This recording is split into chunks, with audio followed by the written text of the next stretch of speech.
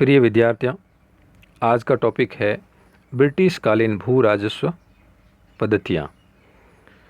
बंगाल में जब east India company की सत्ता स्थापित हुई और दीवानी अधिकार प्राप्त हुए जो इलाहाबाद की द्वितीय संधि के तहत प्राप्त हुए थे, इसके बाद अंग्रेजों ने भू राजस्व व्यवस्था में महत्वपूर्ण परिवर्तन किए। इसका उद्देश्य अधिक से अधिक राजस्व प्राप्त करना एवं भारत से कच्चे माल का निर्यात करना था। इसलिए प्रचलित भू राजस्व व्यवस्था में परिवर्तन लाया गया। इस प्रणाली में सबसे पहले नंबर पर आती है स्थायी बंदोबस्त, जिसका दूसरा नाम इस्तमरारी या जमींदारी बंदोबस्त भी कहते हैं। इसमें भूमि का स्वामी तथा लगान वसूली का अधिकार जमींदार को माना गया, अतः इसे जमींदारी या माल गुजारी बंदोबस्त कहते हैं। लॉर्ड क्लाइव जब दूसरी बार बंगाल का गवर्नर जनरल बनकर भारत आया, तब उसने लगान वसूली का काम कंपनी के नियंत्रण में भारतीय पदाधिकारियों के दायित्व पर छोड़ दिया। इसमें यद्यपि कंपनी की आय बढ़ी, तथापि कृषि एवं कृषकों पर इसका अत्यंत बुरा प्रभाव पड़ा। अतः वारेन हेस्टिंग ने एक नई व्यवस्था लागू की, जिसको हम फार्मिंग सिस्टम के नाम से जानते हैं। यह प्रणाली स्थायी बंदोबस्त शुरू होने से पहले तक लागू थी। इसमें भूमि बंदोबस्त की एक नई प्रायोगिक प्रणाली का रूप दिया गया। इस बंदोबस्त को इजारेदारी या ठेकेदारी बंदोबस्त कहा जाता है। इसमें कंपनी किसी प्रखंड या जिले के समस्त भू क्षेत्र से राजस्व वसूली का दायित्व उस व्यक्ति को दे देती थी जो सबसे अधिक बोली लगाते थे, यानी ये नीलामी प्रणाली थी। स्वाभाविक रूप से यह व्यवस्था गैर जिम्मेदार और शोषक सिद्ध हुई। भू राजस्व के ठेकेदार किसानों का शोषण करते थे।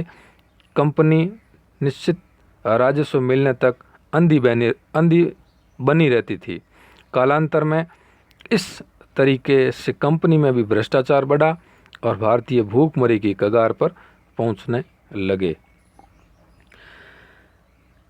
प्रभाव क्षेत्र में भूमि वितरण के लिए दो प्रकार की प्रणाली थी, एक थी स्थायी और एक अस्थायी।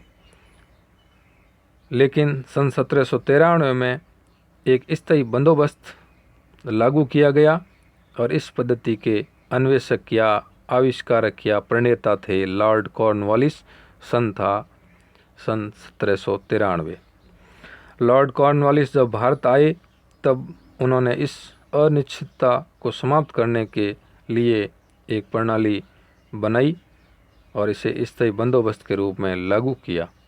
सन 1790 में लॉर्ड कॉर्नवालिस यह योजना लेकर आए तो जमींदारों को जमीन के मालिक के रूप में स्वीकृति कर तय अवधि के लिए निश्चित लगान के बदले उन्हें भूमि दे दी गई।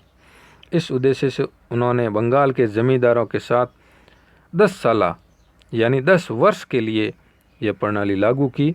बाद में सन 1793 में बंगाल, बिहार में इस व्यवस्था को चिरस्थायी बनाया। इस नई व्यवस्था ने जमींदारों को भूमि का मालिक बना दिया।